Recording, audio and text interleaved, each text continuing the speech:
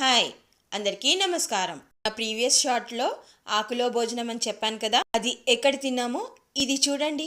అర్థమైందా? Edge fair చూసుకొని ఇంటికి వస్తుంటే దారిలో ఈ ప్యూర్ వెజ్ హోటల్ కనబడింది.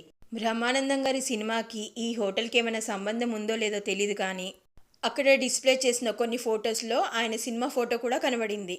ఏంటి బాబాయ్ సంగతులు, బాబాయ్ ఏం కావాలి అన్న మెసేజ్లు కనబడుతున్నాయి.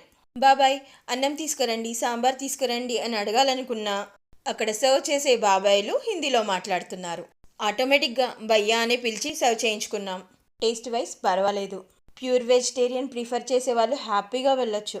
ఇదివరకు ఒకసారి ఇంటి దగ్గర హోటల్లో ఆకులో వడ్డిస్తారు అన్న ఆశతో వెళ్తే డిసప్పాయింట్ అయింది. ఆ రోజు ఆకులు లేవంట. మేము అరిటాక్ కోసమే వచ్చామని మరీ చెప్తే వాళ్ళు మేడం షార్ట్ సప్లై ఉంది ఈరోజు అని చెప్పారు. ఈసారి మాత్రం డిసప్పాయింట్ అవ్వలేదు ఈ హోటల్లో. సీటింగ్ కంఫర్ట్ చాలా బాగుంది, పర్ఫెక్ట్ అనిపించింది. ఇదివరకు ఎప్పుడు అలాంటి కంఫర్ట్ ఎక్స్పీరియన్స్ చేయలేదు నేను.